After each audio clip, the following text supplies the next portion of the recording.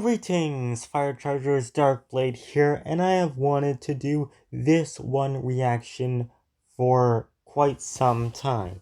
So in today's 6th installment of Reaction Week, I will be reacting to the Merneptah Stele, an article by Answers in Genesis. The author is Troy Lacey, and the publication date is July 19th, 2022. Actually, first saw this like a handful of days or weeks after it was first published, I think. And now I will finally get in to the reaction. By the way, my brother's playing a video downstairs about something, and I'm semi-listening to a video up here, though I just muted it, and now I'm recording a video about something that actually matters, young earth creationism, and the Merneptah Stele. The Merneptah Stele is most famous for its inscription that lists conquests of Israel and several Canaanite and Philistine city-states by the 19th dynasty Egyptian pharaoh Merneptah. It is conventionally dated at 1213 to 1203 BC, but with a revised Egyptian chronology, aka complete nonsense, date of sometime between 940 and 890 BC. The Bible itself attests to this alternate date's nonsensical nature. Many archaeologists consider this the only mention of Israel in Egyptian texts, but a much more recent find has called that into question. It is, of course, talking about the Berlin pedestal.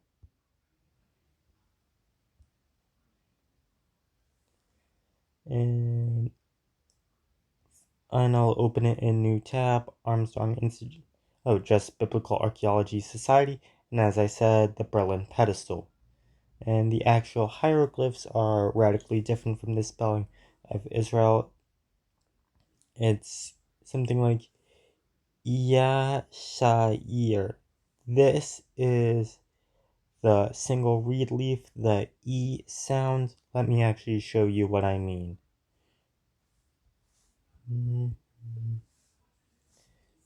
Let's go to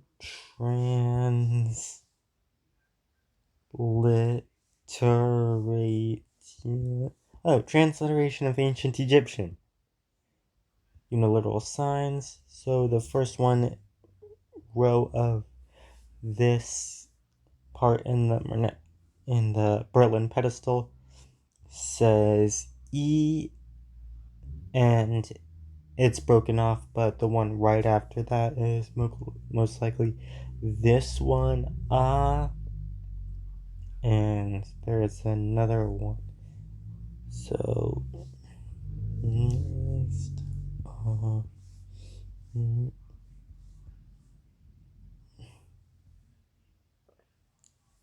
and then there's another one.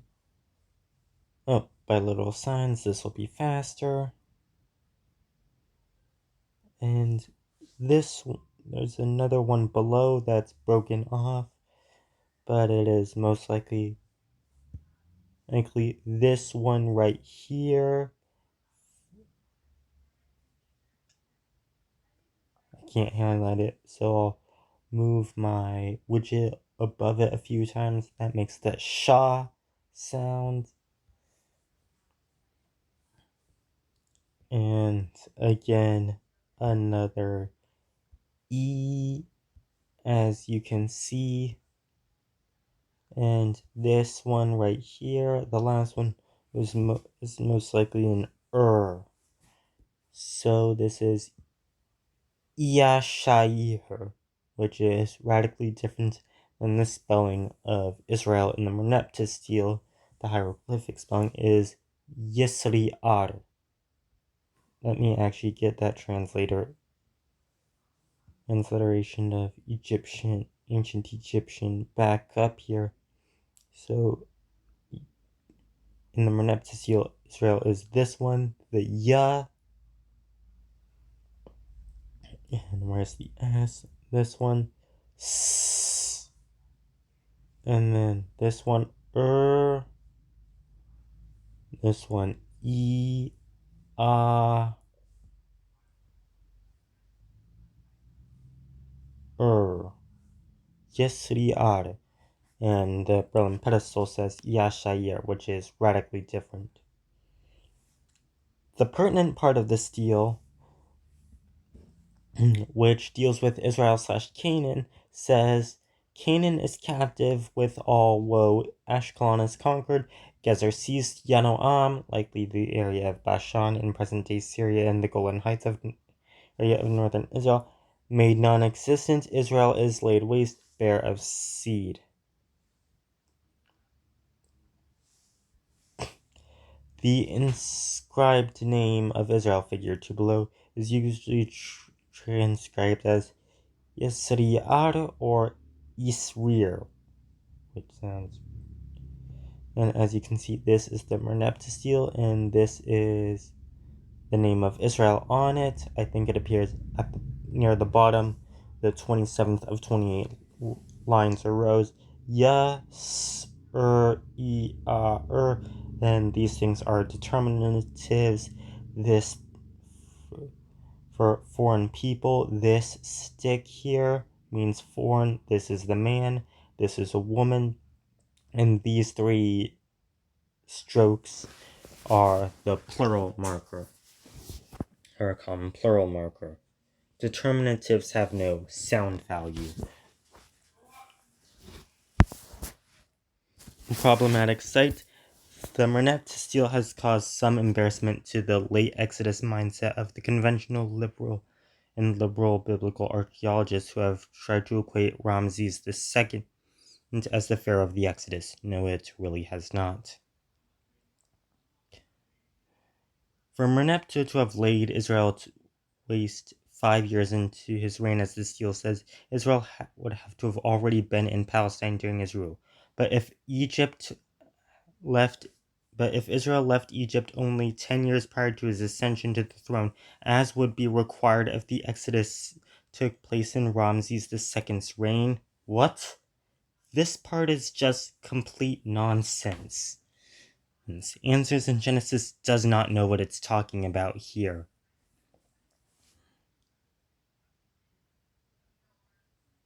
Here.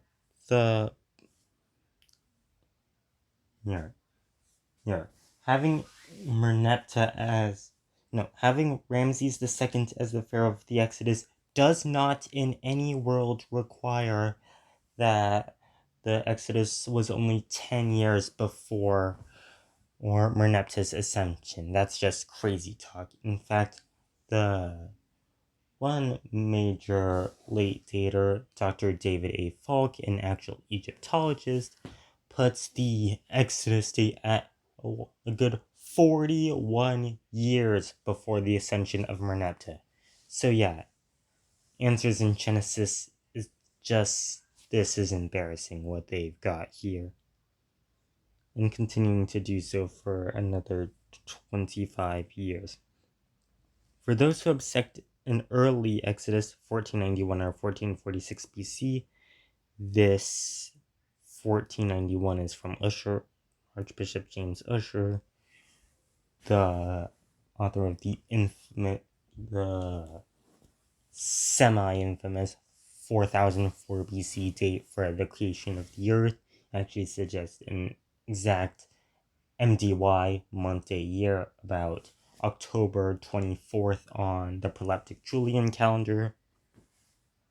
Maintain the traditional Egyptian chronology, the timing is still problematic. In this scenario, Israel would be in the land of Canaan, but Merneptah's campaign would fall during the times of the Judges, when most of Israel was fractured into tribal territories. Although Egyptian pharaohs are prone to boasting in their inscriptions, it seems that attacking a single tribe, or even a group of tribes, calling them a nation, would be embarrassing for any pharaoh.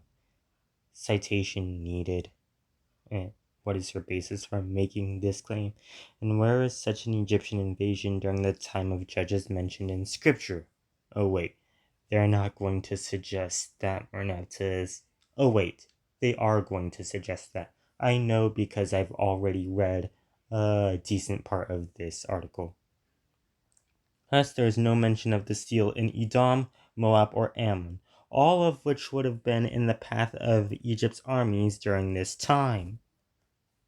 Let me show you a map of this. Let me actually look up. Here is a map from the wiki page. As you can see, Edom is about roughly south of this sea, this sea lake here. Moab is just east of this sea and of the Jordan River, and Ammon is also east of the Jordan River. They aren't really in the way from Egypt to Israel.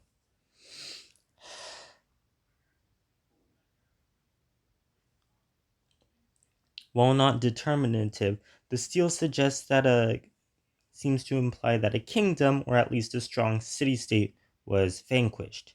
It The determinatives on the name say it was a foreign people, and we can actually contrast this with other names in the Merneptah stele. So,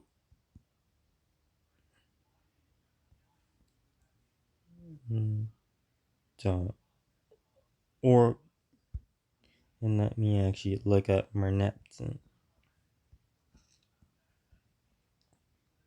Because the Merneptah stele is cited a couple of times on, what's it called, Wiktionary. So this is the foreign city marker on, what's it called, in ancient Egyptian. You have the throw stick and then the three mountains symbol. So that's Ashkelon and Edom. You see this Edom with the three mountains in Papyrus Anastasis 6. That's the symbol of a foreign country or city, which also dates to the time of Merneptah.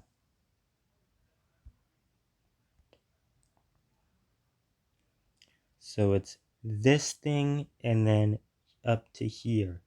It's kind of, I highlighted that because the text actually breaks up the name of Edom between the lines. And yes, the Libyans, which are also given this foreign city or country marker of the, what's it called, the throw stick and the three lines. And the overthrown are saying, and what is this? Salam. I want to see more stuff. Oh, this is just another word for Ashkelon. And there's the Hittites. Merneptah, as you can see, we have the. Oh, wait, this isn't actually. So we have half something and Tahanu.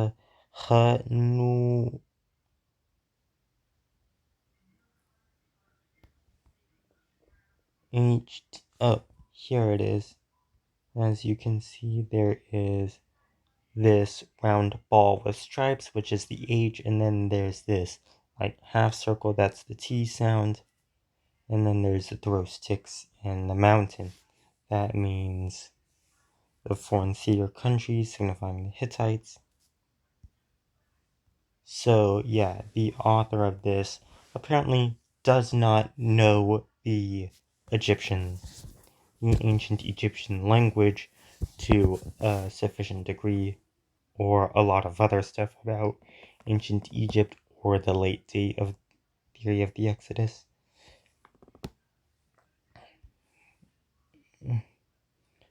Additionally, during much of the period of the judges, it was the Philistines who oppressed many parts of Israel. Had Egypt come along and squashed the Philistines, they would have likely been viewed as welcome relief sent by the Lord.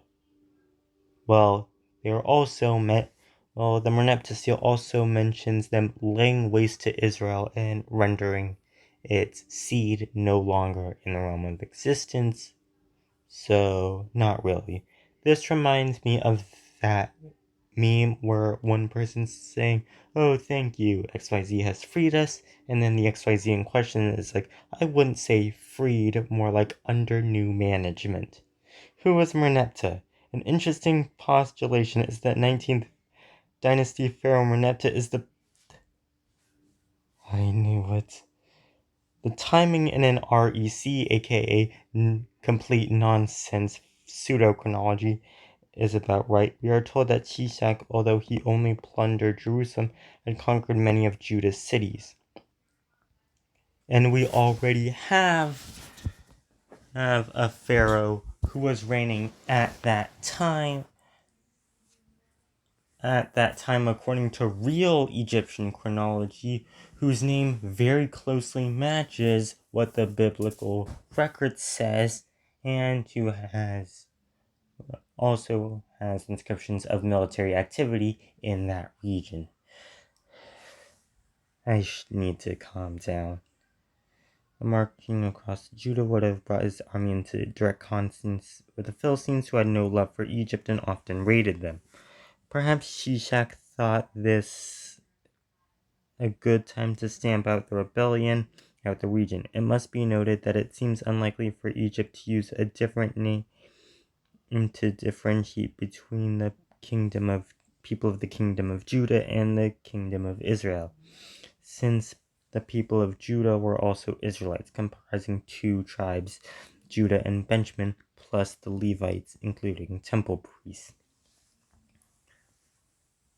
It's moments like these that actually made me kind of glad and happy that Creation Ministries International made an article all about why the traditional, good identification of the Pharaoh Shishak is correct. Though this also means that they can't really try to redraw the Egyptian chronology by hundreds of years, as we have seen Answers in Genesis do. And this isn't even the worst of it. I mean, I've seen stuff. There was one article on Answers in Genesis about Egyptian history written by David Down and Dr. John Ashton, and that was worse than David Roll. This is new chronology.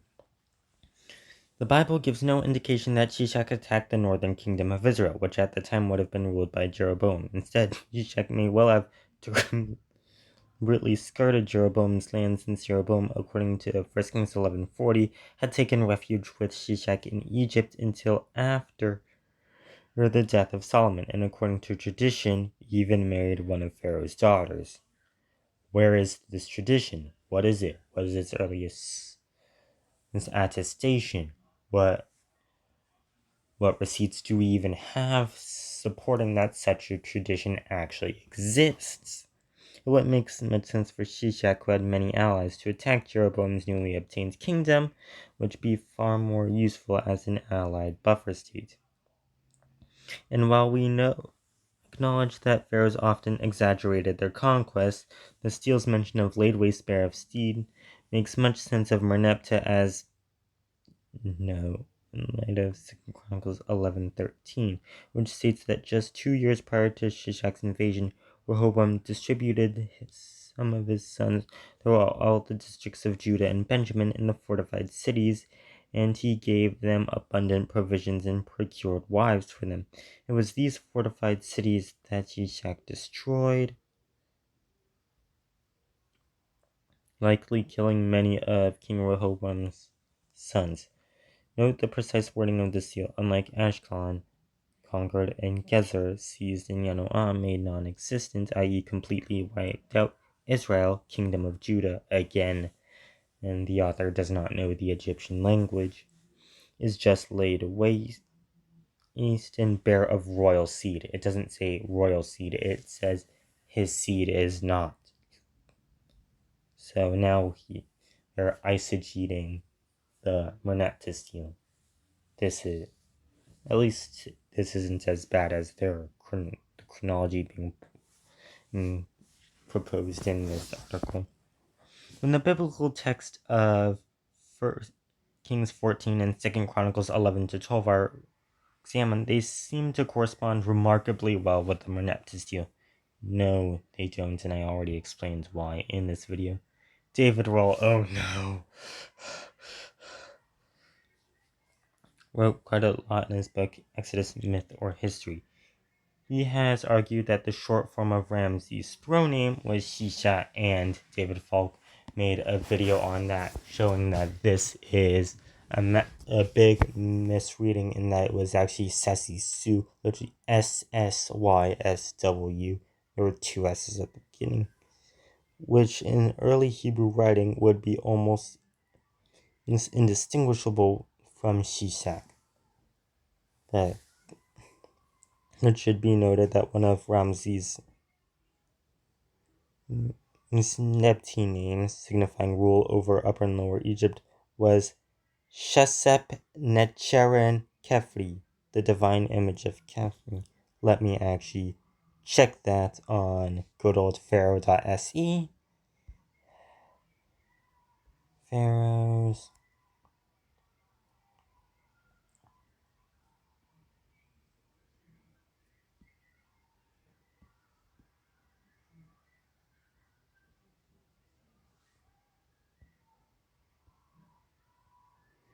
So this is his horse name. Kanakatmedira, something's strong, bold, beloved of Ra. Okay.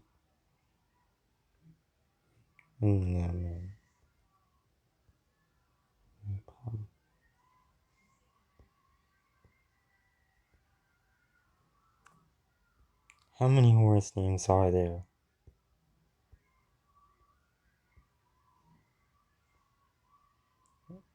Neptune names. You have Mekkemet Waf Kasut. Mekkemet Waf Kasut Ra Mes Necher Gereg Ektawi. Protector of Egypt. Protector of Egypt who has subdued foreign lands, Ra, whom the gods have borne, the founder of the two lands. Mekkemet Waf Kasut, protector of Egypt who has subdued foreign lands. Shesep Necheren Kefri, the divine image of Kefri. So it seems like at least some part of what this article says is accurate, which could easily be corrupted to Shishak by the early Israelites. Well, we're working with an overlap of one phoneme, really, and rules nonsense, idiotic chronology. Therefore, the 19th dynasty Ramses, the second father of Merneptah, was Shishak. Roll and other Egyptologists, of which Roll is not, have proposed, of which Roll is not one, have proposed that the campaigns highlighted by the Merneptah stele are depicted on the walls of Karnak, where it is clear that they also include the victories of his father Ramses II and his grandfather Seti I. The practice of pharaohs including themselves in the successes of their recent family, father and grandfather, were quite common in early ancient Egypt. Ramses II is the only pharaoh who records in a monument victory over Jerusalem from the 7th year of his reign. In this view, Merneptah records his victories likely over the Israelites and Philistines and adds them to his stele as a continuation of the Karnak records of his father and grandfather. This entire two other possible candidates section contains no citations, except for this vague book title by a nonsense author, and even then no chapters or page numbers are given.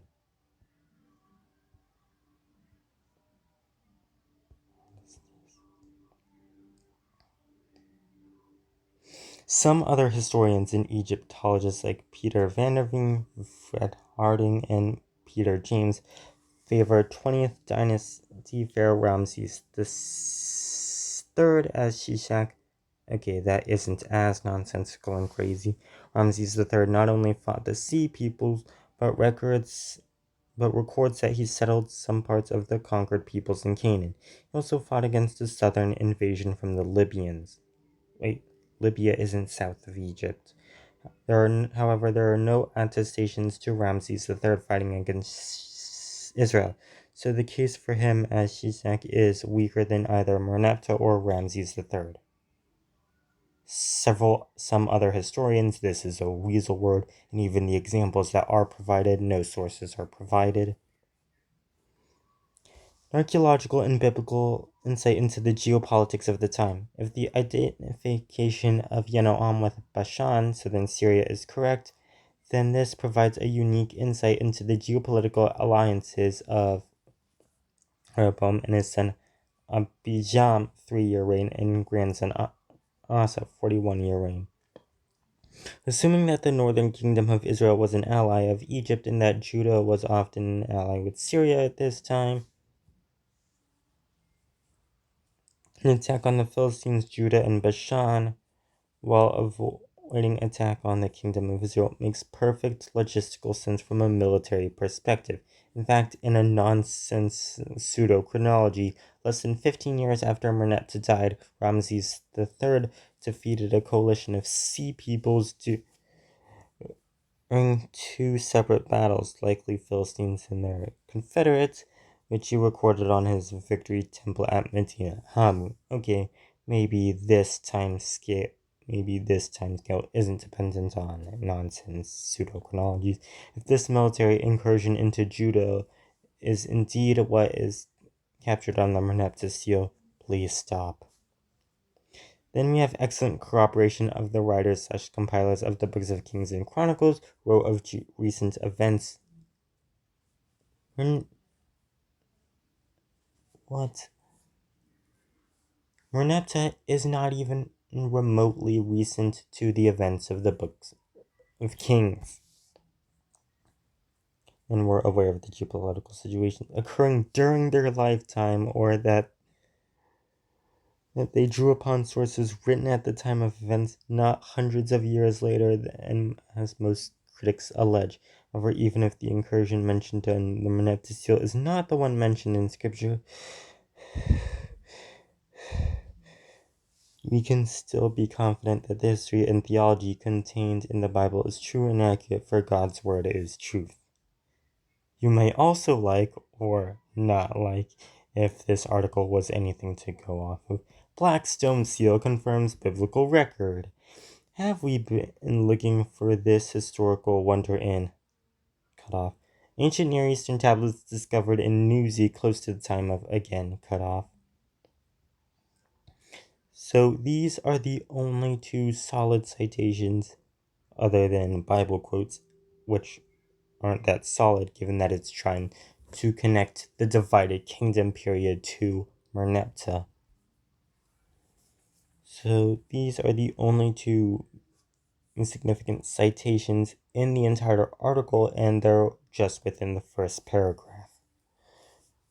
And also nonsensical pseudo-chronologies that even the Bible itself debunks, and the author shows signs of not knowing the Egyptian language.